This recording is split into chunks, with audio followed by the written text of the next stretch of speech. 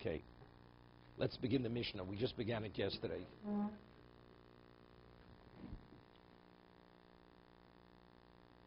Kidashti is biti.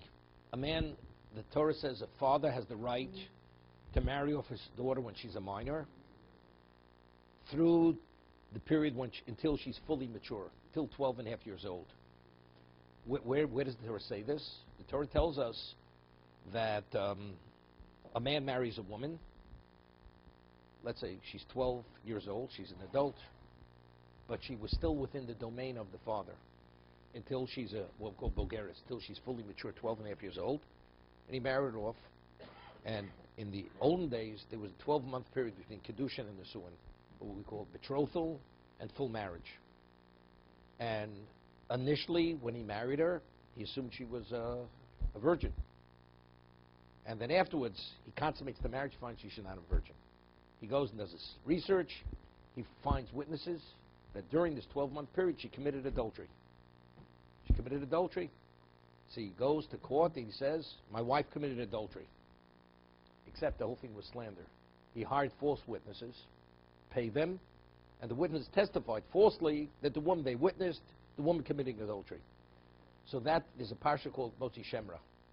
This is where the husband goes and maligns, slanders the wife. She did something. And the father says, "Es biti nosati lishazeh." The father says, "I married my daughter to this man, and the whole thing's a lie." And the father brings other witnesses to prove that these witnesses are conspiring. So the Torah says, you kill the witnesses because they conspired to kill, because she would have been put to death. An innocent woman. The husband, for slandering the wife, receives malkos, and he has to pay 100 silver coins to Lavi Anara. Right? That's called kanas. That's penalty. That's what Torah says. But in that context, that's what the Torah says is biti nosati l'shazeh. The father declares in court, it's true, I married my daughter off to this man, but it's all slander. He's maligning my daughter. It's baseless. It's a baseless accusation. No, kashazom is what you do to the witnesses. Right? Other witness. Okay, so the Torah from there we derive that a father's believed to marry off his daughter. It's but also he's believed to say that he married her off. So the man says, I married my daughter, I don't recall to who the husband is. Now we have a serious problem. We have a serious problem. Kidashis bi eni yodei lemi kidashtiyo. Ubo echad v'amar ani kidashtiyo. A person comes and he says, I'm the husband. Right? Even if the father doesn't recognize the man. Doesn't recognize the man. Single witness comes, he's a single witness. He says, I'm the husband. Nemon, he's believed. I understand. But the father doesn't recognize the man as being the original husband. But based on his say-so, I'm the husband, Nemon, he's believed.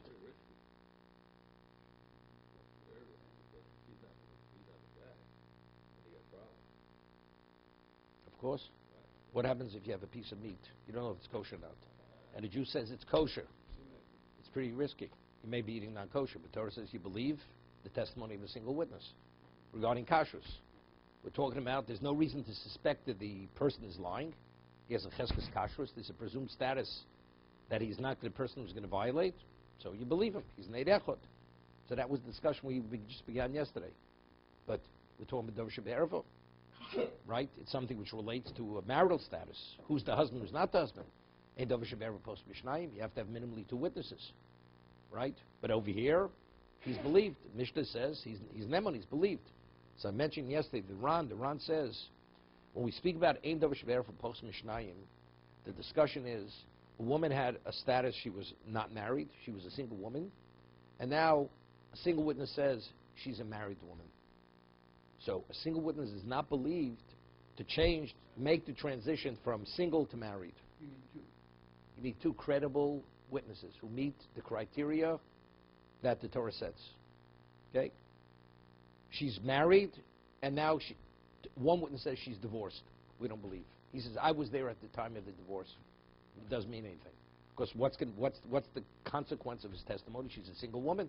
So again, it's change of marital status from married to single. But here, there's no change of status. The father is believed to say she's married. I don't know who the husband is. Right? And as I said yesterday, whoever the husband is, the husband of this woman, there's a provision called chamoso. There's a provision called achosishto, mother-in-law, sister-in-law. That's in place. We just have to identify who is the husband. Who is the husband? Therefore, even a single witness is believed to say, I'm the husband. This is not the bona fide case of Davar Sheberva, although it is establishing who the husband is. Za'omar ani kiddashtiyo. What happens if two people show up? Two people. Za'omar ani kiddashtiyo, Za'omar ani kiddashtiyo. Reuven says, I'm the husband. Shimon says, he's the husband. What do? You don't know? She's a married woman. They both may be lying. One is definitely lying. Shneim nostim get. The only way she's permitted to remarry, both of them have to give a get. Vimrotzu, echod nosi get v'echod konis. And if they want, because we say manavsha.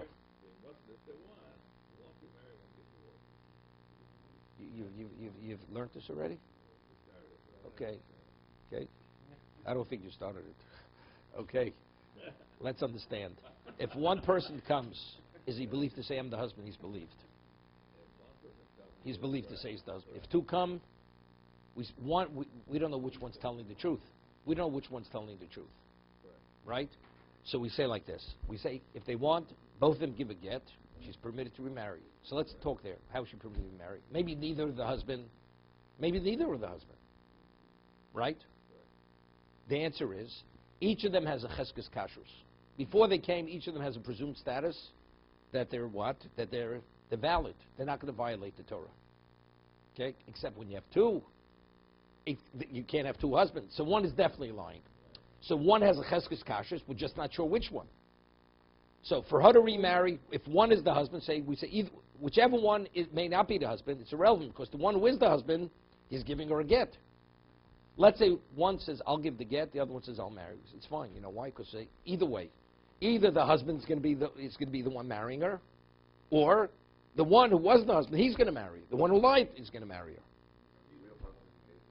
And the real husband gave her the get. The monavshach.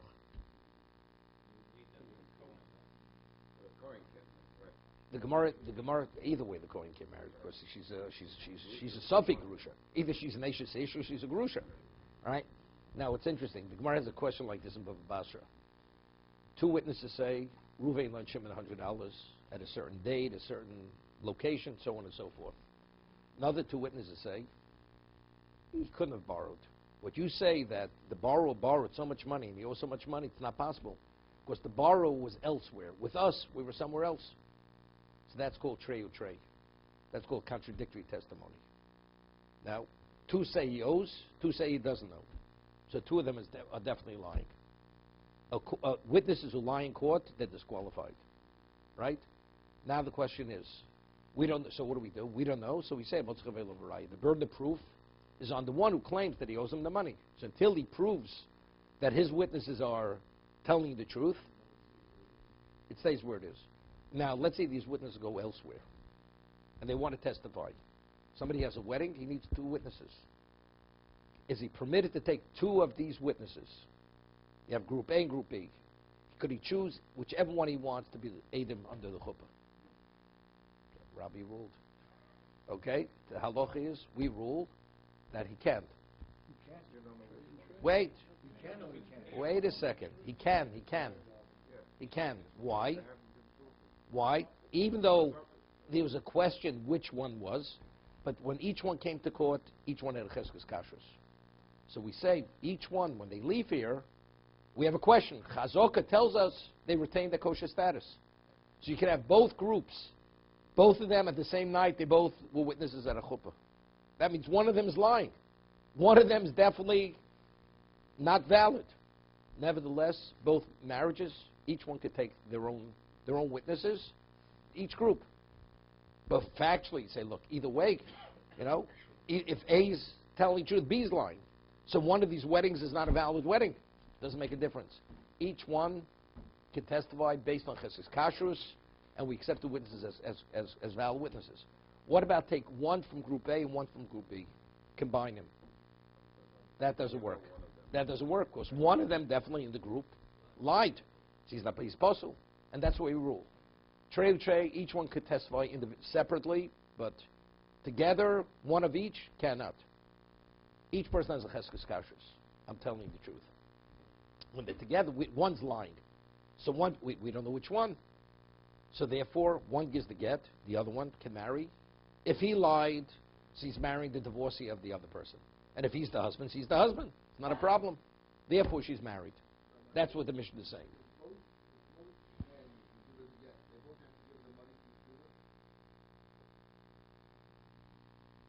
No. Well, according to what they're saying, each one says, if I'm the husband, then you're what's it? Right? See, you're admitting it's like a dos baldin.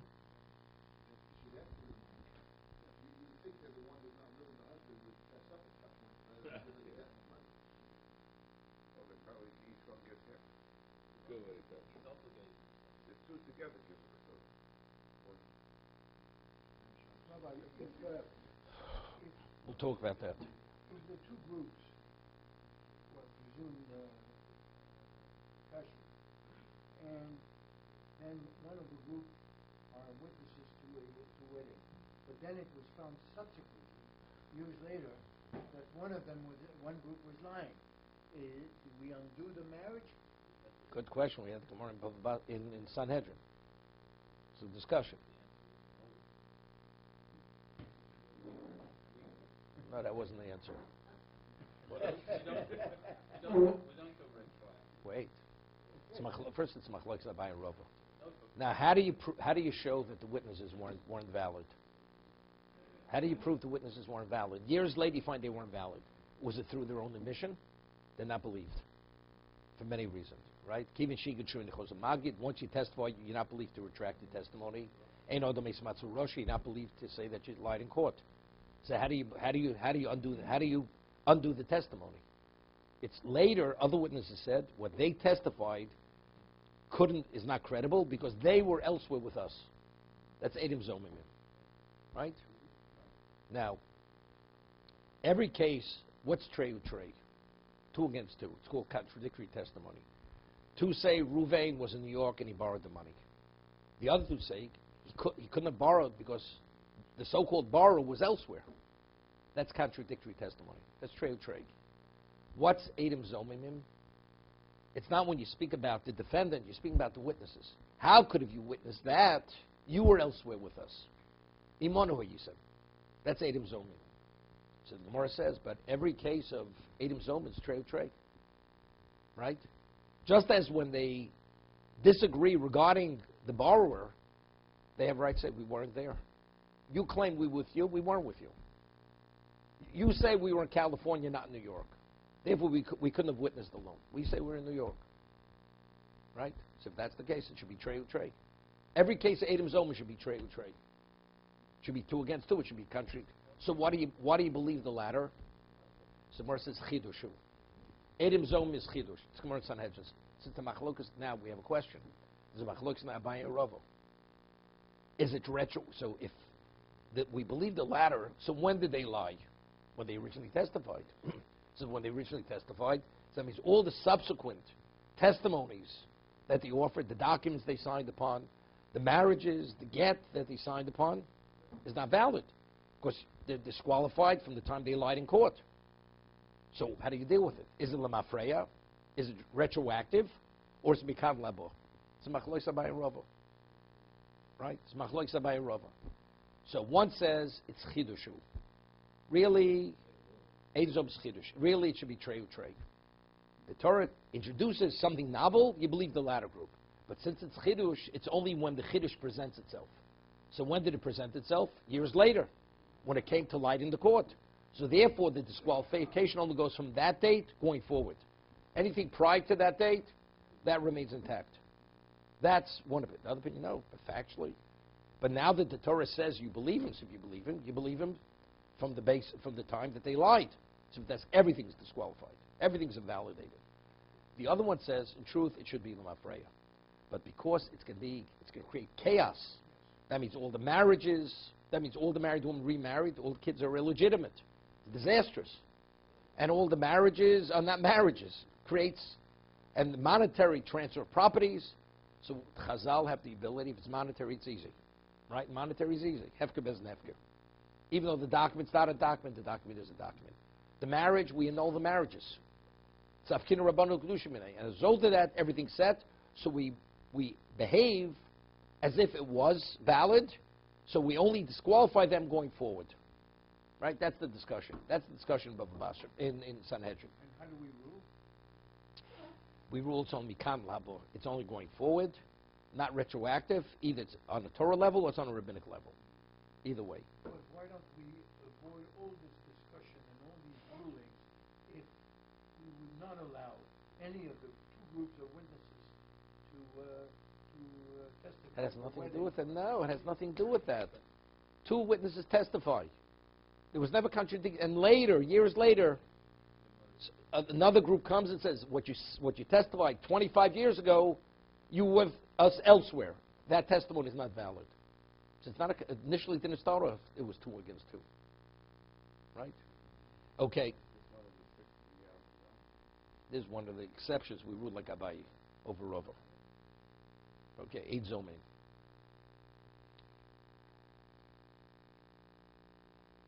Okay? Omar Rav.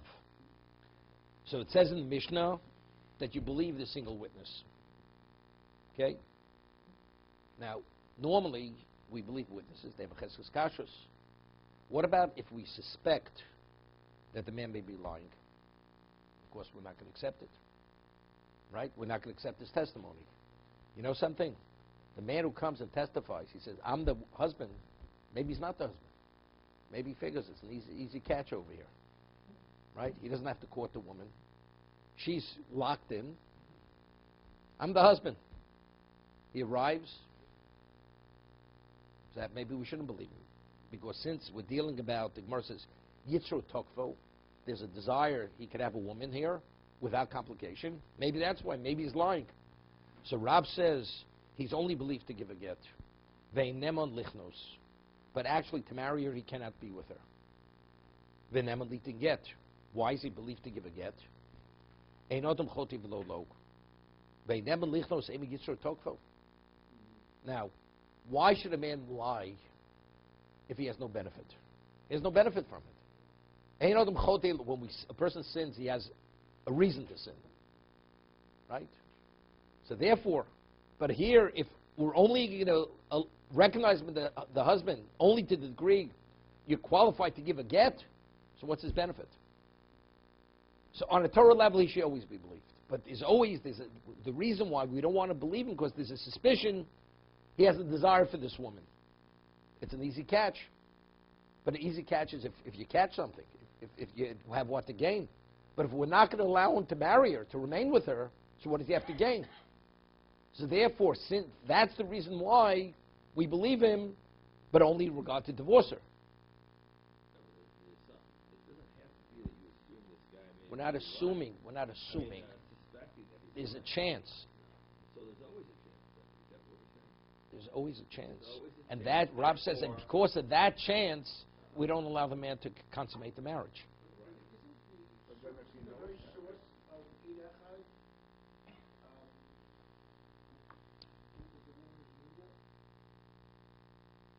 Yeah, that's the woman. Yeah. Yeah, but there's a little bit. You mean you talk about Yitzro Tokfo? Yitzro Tokfo.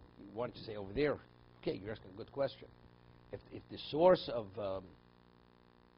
okay, first let's make a differentiation. Make a differentiation. You know, the laws by Hilchos Nida and their rabbinic fences. It's called harchokos. Certain things we can't do to distance itself. So the laws that a woman, a man is more easily aroused than a woman. So therefore, there's certain harchokos that a man has to assume, fences that a woman doesn't have to assume. I'll give you an example. Okay, there's a halacha that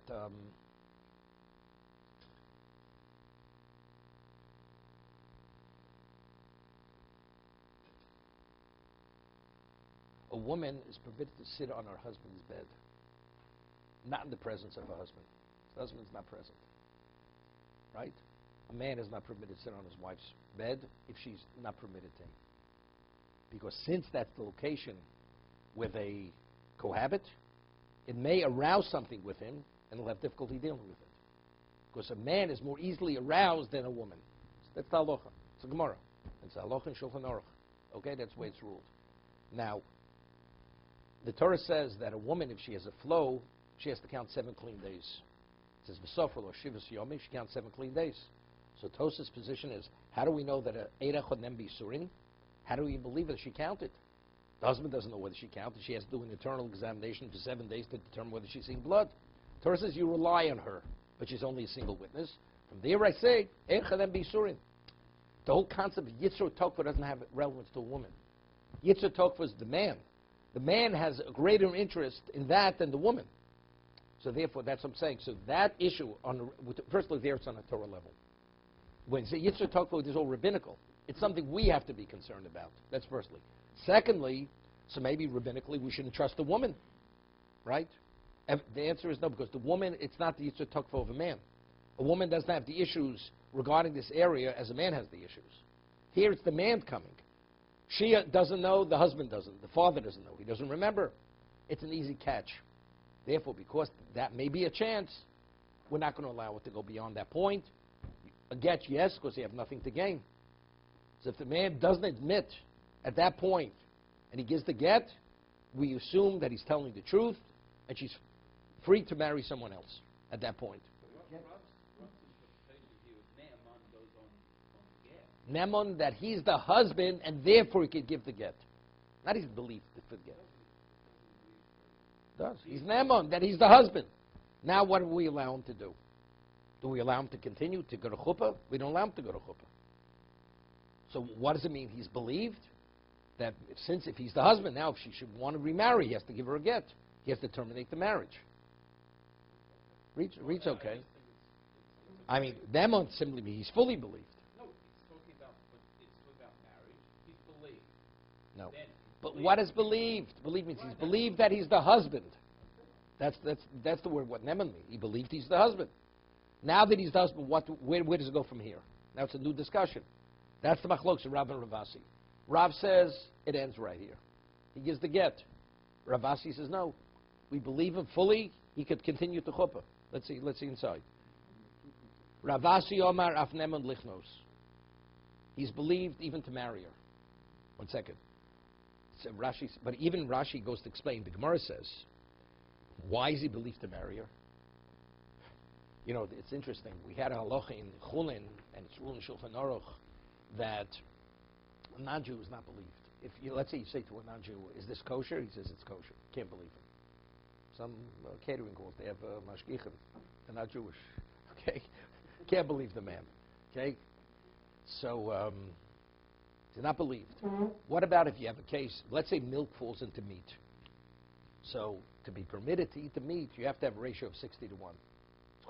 It's batul b'shishin. Because we say the dilution is at such a level that you're not going to detect the milk in the meat because it's diluted to such a degree. So the Shulchan Aruch, based on the Gemara, discusses the case. What about if milk falls into meat and the person is not sure whether it's 60 or less than 60? So it's a Safik Doraisa. Right? You're not sure if it's 60 to 1, not 60 to 1. So you're not permitted to eat it. So what do? So Mar says you go get a kfela. Get a non-Jew who's an expert taster, and you say to him, could you please taste the food? And you don't tell him why. And you say, does it taste okay? So if he tells you it has a slight milk taste, then you can't. But if he says it tastes fine, then you're permitted to eat it. So the Shach and Taz both ask Kas and Shulchan Aruch. Ask, question. A non-Jew is not believed. Echad and Embi Surah is only Jew, not a goy, not a non-Jew. So how do you believe him? So they both say the same thing. This is what we call milstav vida v'gluye. What happens? He tells you he doesn't taste the milk, and you eat it, and all of a sudden you taste it. That means he's going to be caught in a lie. So since he's going to be caught in a lie, we could say with certainty that he's telling the truth. So he's not telling the truth because we believe him as the Torah says you believe him. Because we could say with certainty he's telling the truth Because he doesn't want to be caught in a lie. Because immediately you're going to find out when you taste it whether it has that milky taste or doesn't have a milky taste. Okay? Now, the father says, I married her off to a man. I don't remember who the husband is. Now when the man comes, we're concerned, it's Yitzhak Tokfel. Maybe he feels it's an easy catch. But you understand, the man who's coming, he doesn't know, maybe when he comes, the father may recognize him. If you recognize him, he's going to look really bad. So he's afraid to lie. So that somehow will quell his desire for the woman. Therefore, Ravasi says, in that case, that's why we believe him. Under normal circumstances, we say there is a concern. But since over here, the man himself understands there may be a chance. When he presents himself as the husband, the father may recognize him. The husband. He'll say, I don't remember you. You're definitely not the guy. You know, you have a lineup, right? I'm not a lawyer or a policeman or a judge. You have a lineup, okay? When they have the lineup, then you're able to say, he's definitely not the person, right? He may be the person. But you could say he's definitely not. The father say, you're definitely not the guy. So if he says you're definitely not the person, he looks bad. He's not going to put himself in that position. It's not worth it for him. Therefore, that dispels that suspicion that he may be lying. That's Ravasi.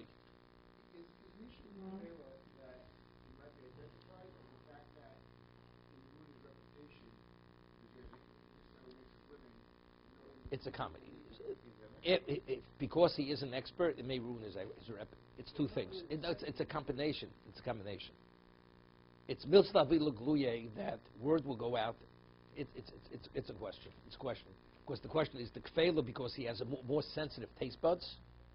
That's why, and that's why I'm relying on it because it's a question of his livelihood. And if word goes out that he's not as capable he is, therefore it'll be bad for him. That guarantees. But simply it's because he has a greater sensitivity to taste, therefore he definitely lied. So it's mainly because it's milsav vidul glui that he lied, not because it's going to hurt his reputation. I mean, la aloha, we rule. I mean, I once told over the story. Ashkenaz, we don't rely on that. By the wedding, right? The wedding story. There was a story in the late 1800s in Yerushalayim.